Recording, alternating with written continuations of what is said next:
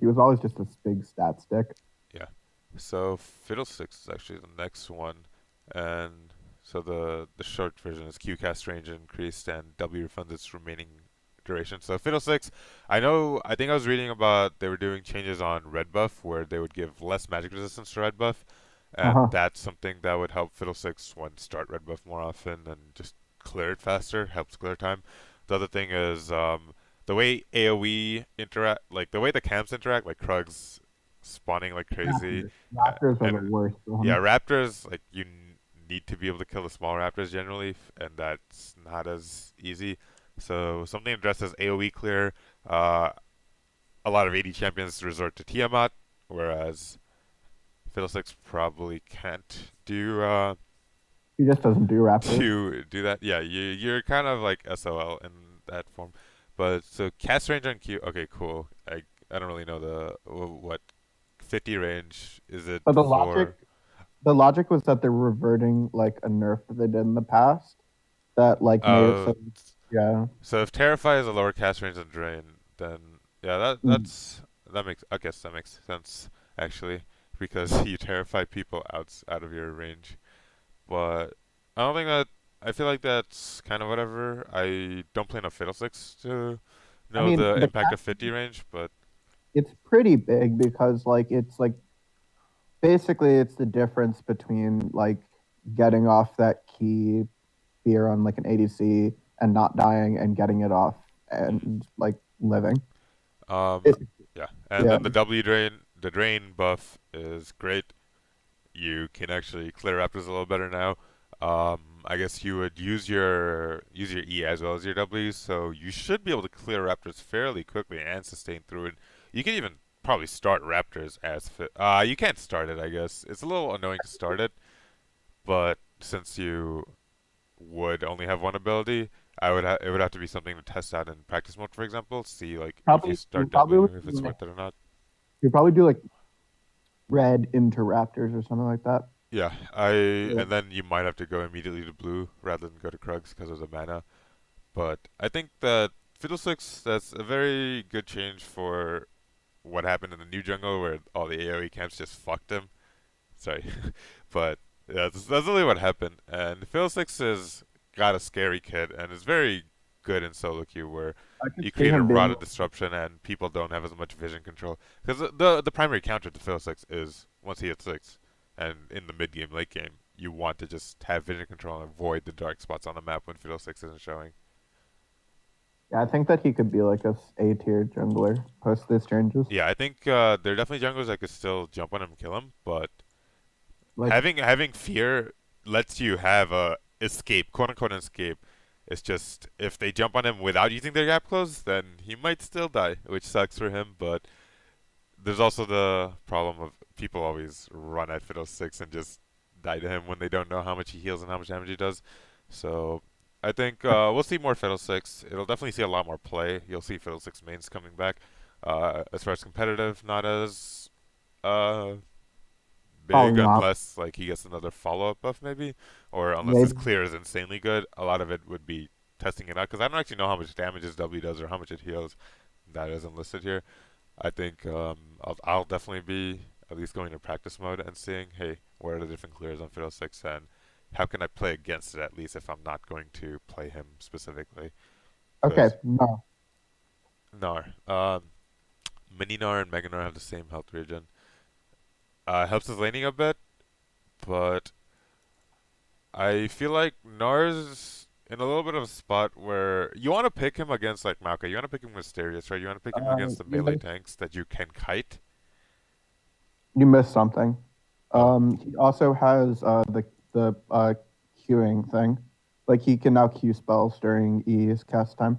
oh, okay, I see. That's actually like really Oh, big. so for Meganar, for example, Hmm. yeah. So yeah, that's really good for actual like fighting and like getting your ulti off. But I feel like Nar's main problem is still the laning phase, which they address a little bit with the health regen. But I think Nar still needs either. So I feel like the Black Cleaver changes were pretty good for him, but I feel like he still needs a little bit of damage buffs. So I think going with the health regen first and seeing, hey, let him stay in lane longer. Let's see how that goes. and then give him some damage if he still feels weak, kind of thing. Because you do, if you can't pick Gnar into Darius and Maokai reliably, then it feels kind of bad. Gnar's win rate has been really low for a while. I know like good players that have played Gnar, for example, like Darius can still make the champion work, but that's more of an exception than the norm. But yeah, I think Gnar's seen a lot of competitive play, and we people might start practicing him more as a result of the change. But I'm not sure how reliable he will be. But you definitely want to pick him into tanks. And you want to split against tanks with him. So Um, we'll the, the big thing is about like the E change, just to go onto that, is that it means that he more reliably like can get off the big game changing alts right. with that, He'll have a and lot of impact. that's like a big impact. Is like that it's like kind of like the reverse of like the Gragas change they did a while ago, where like they made Gragas's ult like less reliable. This is making Gnar's ult more reliable, Yeah. and like that's like the change.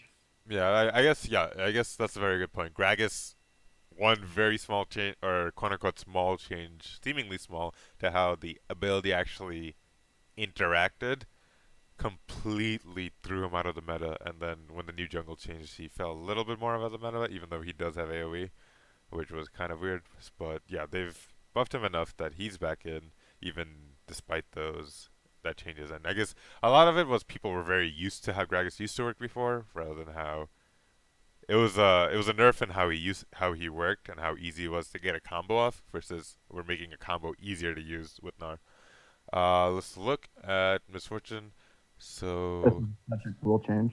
last patch of shifts to lethality, that fire touch and double up were a big coordinated swing, and her strength. Yup, three nerfs to her. Like what the hell are you doing, guys? Um, This double up change I think is so double up cool. packs more of his ult punch, not three-quarters of the health bar. Yeah, it feels bad when you get hit by one double up and you're just dead or really low in lane. Well, let's see. So the base damage is up a little bit. Attack damage is up. Cool. So it does more damage. Can cast range now just based on Miss Fortune's attack range. So interacts with rapid fire cannon. So a little bit of a buff to a crit build, and she no longer briefly pauses after casting double. Okay, so she a bit of an animation smoothness, which we She got saw. that on. Yeah, she got that make it rain too. So now Yeah, like she's just gonna be more fluid. She probably can get like an extra auto into her rotation. yeah, which is big. Like look at Lucian for example. Just the cast time changes on him change how much he's played by a lot, and people have been playing him so much more. And he has gotten better. He still has challenges, which is more inherent to the nerfs he had a long time ago on his attack range and his E nerfs, where you can't cast E for free. You can't. Okay, cleansing slows on his E was the what originally in this kit, which was OP. But yeah, oh yeah, so yeah, I skipped over the sentence where they said they bundled in some Lucian style sickness. So I think it's really cool that Riot is doing buffs like this, where the smoothness of the Make the champion are champion fun. improved, where it isn't Uh, just numbers. I mean, the numbers do get improved, but also we see the smoothness improved, which just makes the gameplay better. And yeah, you can get an extra auto in, which can be game changing. So it's not inherently broken as a change, and very unlikely to make her S tier out of nowhere based on just a change. It would be more about how she fits into the meta, which I I think want to.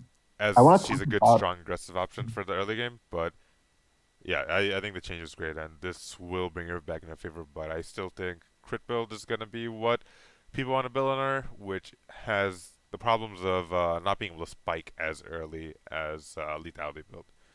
I want to talk 1 second about like sort of the rapid fire change. I think that that change is so good for her because basically what that means is that she has basically the poke range of like not like a Varus or something like that, but like maybe Caitlyn or something like that. Like she has like high poke range now Right. because like yeah, you can like hit a minion like from like halfway away and then hit like someone from like way further back. So like she actually has like really solid like Yeah. ranged poke. In team fights, it'll be a little. I feel like not many people do like kills with Q on a champion with it. So Mm-hmm. in team fights, it might be like getting that But off like of sieges, pets or spiderlings or yeah, Daisy, that kind of thing, which would be kind of cool to see an MF like really understand that interaction and take advantage of it. But yeah, I think the rapid fire definitely is very nice. I don't know what other they give rapid fire as an example. I feel like what else increases her attack range? So it's clearly they want her to build rapid fire cannon. Yeah. Anyways, Oriana. Uh, Oriana's always been strong. The ball no longer returns to Oriana. It's just a quality of life change. this is like I think in reaction to like the thing that was happening in competitive in a game or something. Yeah, if your ally dies and you don't realize and you try to alt, rip alt. Yeah, so like there was like a thing that happened in a competitive game where that happened to a player and like he just ulted himself. Quinn. I actually want to see Quinn. Her. I want to see her roaming nerfed, even though that's quintessential to her champion. But or like her kit or her theme exactly. But Like you'll like the changes. It's a good change. I would. She does need some buffs to be competitively viable. I feel like. I feel like she's does a lot of damage, but she can still. Her early laning can be weak enough in when she's not against a melee, for example, and Okay, you so really have to go all in on the picking people off thing. Which in competitive, again, vision control and communication defeats. But Harrier procs grant more attack speed, strike damage down. Quinn respawns as double. Valor once R is available. Great, great, all great. All right, That's so it's double the attack speed bonus at max level. okay. So yeah, so more arguments for so it's on Harrier proc, right? Is it Yeah. and it's based on what the W level. So I'm not actually. I know in the past people would put a lot of points in the W.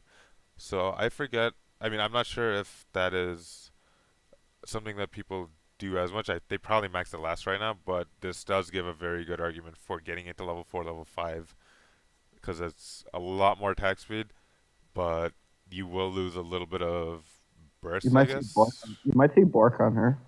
Yeah, Bork, I think, is definitely probably her rush item, unless you go Lethality. Lethality has been the meta build, but I think she can definitely be a much better tank killer, right, with the extra attack speed and can split effectively against tanks, which the attack speed helps a lot for. But yeah, they target her burst, and which is great because yeah, nobody wants Quinn to just kill you with basically because of her R. So Uh, also, like I think that the alt change like seems like insignificant, but it's not. Like that's like an extra like 2 seconds off of like everything, oh, which like the as Valor? No, I think that's a great change. Respawning as Valor feels so good. I will play Quinn because uh, I mean I would hate Quinn because of the way you had to press her R all the time. And respawning in Valor, it just makes the most sense. Like obviously you're gonna Valor out of your base. Who wants to spend 2 seconds using that? You can I argue mean, I that when think you like, recall, it doesn't matter because you're healing anyways or buying items. But when you respawn, you can instantly like get to the fight as soon as possible. also essentially what this means is that like you cut whatever the channel time of R is from her death timer. Like that's essentially what this means. So like if she ever dies, like it's just gives you like that much more presence on the map, even if you die. Yeah. So we'll see. We'll see a lot more Blades of the Ruin King. We'll probably still see Ghostblade. Ghostblade. The primary benefit of Ghostblade now is mostly the movement speed you get out of combat and movement speed you get from the active, which Quinn is all about getting around the map using that movement speed effectively.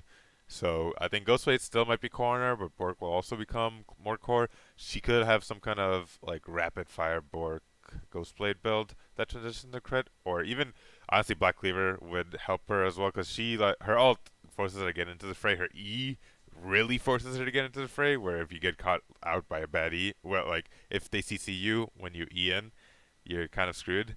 So I think Cleaver might also be possible, but she definitely gets a little bit more of an auto attack focused, like She could she do one of those focused like build hard. because the R has less burst. She can also do one of those hard split push builds as well. You know, like just like really hard ones, like Static fucking shiv. frozen mallet even. Like Yeah, yeah. I mean, Frozen Mallet I think makes a lot of sense. Also, just you can build her in a lot of different ways. I think, which is the coolest part. You can build her assassin style still. You can build her more like traditional AD carry if you want to do that kind of damage, backline damage, like with your team, which probably isn't what you want to do since you want to like move around the map a lot and just force the enemy to be split up a lot. But the interaction against tanks, laning against tanks is nice with having an option to be able to kill them easily late game despite going more of an assassin. Despite wanting to go more of an assassin build, you can have that Blade of the Ruin King or Black Cleaver or a combination of both. But we might Bork Black Cleaver is something we see in Lucian. Could be interesting on Quinn because again, Phage also gives her movement speed, which in fights is nice. Varus, so Got Varus I absolute. feel like is okay, but let's see. He got like so many nerfs, like so many. He got like lethality nerf. He got his Q change, everything. So I want to Yes. see like big buffs So I coming out think here. I forget if Q's range got changed. I think they only touched his damage. But I think the biggest problem with Varus was he kills you from a mile away, which feels really bad. Last time they focused on getting the whole W. I think it was going more towards like the whole get your blight stacks and then Q, so you have to auto attack. They want to be more of an auto attack focused build. So the primary builds we will see are Essence of Cred kind of thing, or Bork and Grunons. So here the refund on the Q is just always 4 seconds, despite being affected by cooldown reduction before. So sure, Q is up less often, but or I mean Q is Yeah, up more often. Sorry, right? yeah, it's Yeah, basically that like it's affected by cooldown reduction now. right. Oh, it's scaling down with cooldown reduction is what it.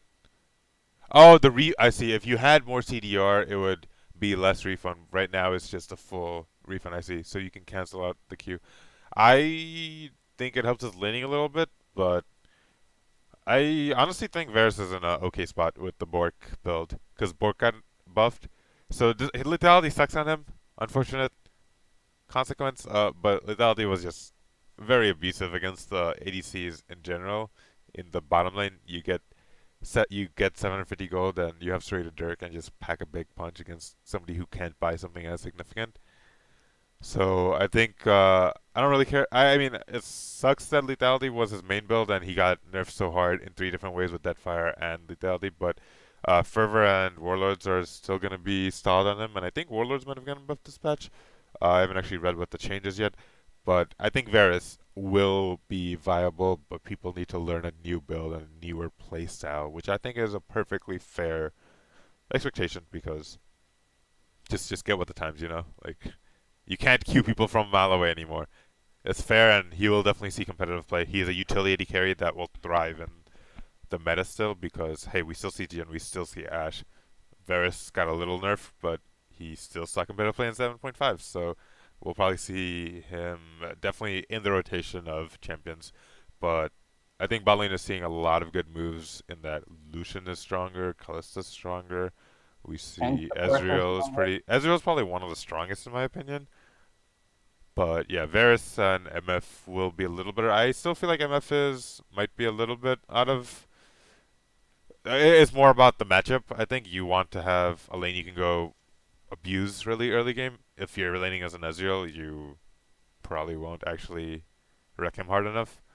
But yeah, Varus changes are nice, but I feel like they don't actually change. The Varus change, the Q changes don't change as much as the actual changes he might get from masteries and from going that Bork build that did get And buffed. speaking of masteries, let's move on to masteries because these Yeah, next so two changes. masteries is the next thing. Lux VO, whatever. Magic Shield. Okay, yeah, I guess Magic Shield color changes.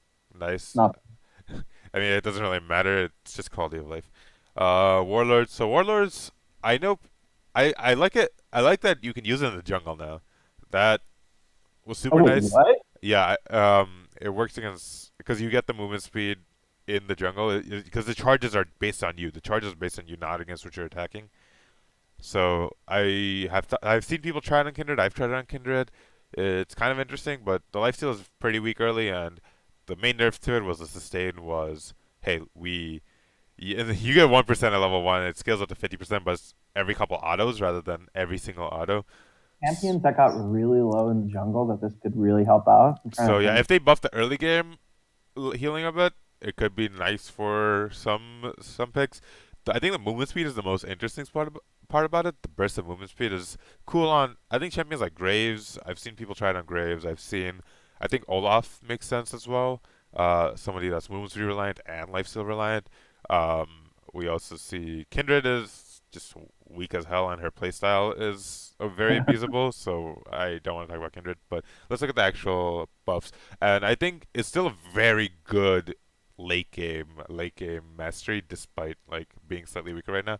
But cool. So instead of doing it based on lifesteal, we do it based on 3 to 40%. 40%, Jesus. Total attack damage. So I actually don't know what the difference is. It works with crit now too. Okay, so it also came with, thanks to the way lifesteal works, since lifesteal works based on damage dealt. So the actual damage you do, or Yeah, this yeah, it's the actual becomes damage. pretty significant. Willow Yeah. should have success. Caitlyn shouldn't be more rewarding than Caitlyn kites the enemy front line. Switching to a heal effect, rewarding as a combat sustaining tool, kite and reposition. So restores health based on your attack damage, and if the attack that procs Warlord's Bloodlust critically strikes, the heal crits as well. Oh, I see. Okay, so lifesteal is based on damage specifically, but this will be based on your AD, which is going to be unmitigated damage, right? Just another big buff too. Right, lifesteal is affected by enemy armor, and okay, yeah, that's actually kind of cool. So that's actually really nice in the jungle, especially because it's just based on how much damage you do, which you're auto attacking so much and moving around so much, and like you're encouraged to kite camps, right? So I feel like this might end up like this Warlords before it became minions and monsters only, I think, or even when it was minions and monsters, it was really strong and was still used on Graves sometimes. A lot, Yeah. like yeah, a couple like a year ago, for example. So I think we'll see a return of it because Thunderlords are nice, but Graves does enough damage anyways that people take Storm Raiders a lot. So this is like Storm Raiders, but having the movement speed more often and getting sustain, I which think you is picked nice in this. fights. I think you picked this versus a tank lineup where like if you just like have enough life steal, like you'll Yeah, never die. yeah. Yeah. Uh, I think Thunderlords is what I like going against non-tanks, and Storm Raiders is nice against tanks because you can still get that damage requirement even against a tank while getting that burst of movement speed. So Storm Raiders movement speed is probably going to be better still, but this is going to be more consistent, which is especially going to be good on what a lot of champions. I think Caitlyn will love this oh, especially because it works off her crit too. because it works off her crit. If it did not work off her crit, it would suck on Caitlyn because she builds so much critical strike early. She builds so much crit and attack speed, and her only AD item is Infinity Edge. But yeah, very good change. Red So Brambleback we talked about already. The wait, magic what works resist. about that is Oh like it's gonna feel really nice on Caitlyn, like when you crit off of like her passive and like you just get like this like big blip of HP. yeah, Like I think this is gonna be super cool. The amount of crit champions that are like out of favor kind of will love it. I feel like Kog'Maw might like it, but I'm not sure because Kog'Maw is more attack speed reliant. So I'm not sure if you get charges for straight up auto attacking or you have to move. Kog'Maw doesn't really move as Xin much. Zhao kid actually is gonna heal him for so much. What the fuck? Oh yeah, this so Xin Zhao with an Emax can be viable. Xin Zhao's kiteable, but with Emax you have E up so often, and if you have enough CDR, you just can keep jumping onto your enemy that it doesn't matter if they cut you. Or I No, mean, no. it still matters. You'll get less autos in, but you can Would you pick mitigate the this kiting. over? I think a lot of the crit champions, Jinx, even Twitch, I think gets a lot of crit. I think Bork is really nice for Twitch. I think he's actually on Champion.gg one of the highest win rates, mostly because of the Bork change.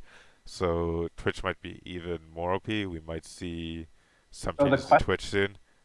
so the But question is, do you get this over fervor? Like that's the right, real question. yeah. So I think it's a great trade-off where if you need to kite, if there's tanks or like people you need to kite, Warlords is by far the best option. But if you Fervor is a little better in the early game, and some champions abuse it more, as you'll, for example, abuses and will still go Fervor. But it's more about it's game specific, I think, which is good. That's what you want a mastery to be. You want masteries to be something that you look into before the game and you make that adaptation right there and then, rather than just copying some pro and seeing exactly what they did and whatever like you want to analyze the situations in which pros use the specific runes of masteries, and not just straight up copy it all the time. Which so I think Warlords versus River is a very interesting debate and will be nice for the AD carries. So they will have both options as pretty solid options, I think. Okay. Yes. So Red Brahma, yeah, sure. Uh, I feel like they're definitely gonna be AB champions that are already strong that are just like, oh, interesting. I like this. So I hope that like Rumble, for example, doesn't become super OP. Rumble can already start the Raptors, for example, and then maneuver over to red, so his clear gets faster, which I think Rumble already has a pretty good clear because of how his abilities and passive work out. But Rumble is obviously kind of a weird jungle pick in that he packs a lot of punch and he runs at you, but he doesn't really offer as much CC. It's mostly slows, but he does still see competitive play if you can get that in your team comp from other parts of your team. So, and he is a damage dealer. So I think as an AP option, Rumble's definitely gonna be very solid. Like probably like B or A tier, I'd say. Definitely, he'll never be S tier based off of the way his kit is. For solo queue, it's probably Warwick and Nidalee that this affects the most in terms of like champions that actually see play. Yeah. Like Warwick, surprisingly has a lot of magic damage on him, even though like he goes for like all these like Right. attack speed things. I mean, Like, Nidalee herself is the meta build is Cinderhulk Trinity Force right now, so but that's even yeah. then, you still like You still your do early. magic damage, yeah. Yeah, Your clear is magic damage reliant. And yeah. I think one thing that feels bad about Nidalee, for example, is you clear red buff and you take a couple extra autos, and red buff just packs a punch and it hurts, and you feel bad that you can't always gank right after you hit level 3, level 4. You can't go into the enemy jungle and invade them if they did a subpar clear, or if they went for some like level 3 gank bot, for example. So it sucks to it'll be this buff will be nice for the AB champions, especially that get low in their jungle. So Oh, also fiddlesticks. on their initial clear, and yeah, obviously Fiddlesticks we talked about earlier. In-game options, okay, whatever. Rotating game modes, whatever. League clan update, whatever. Okay, so that's basically everything.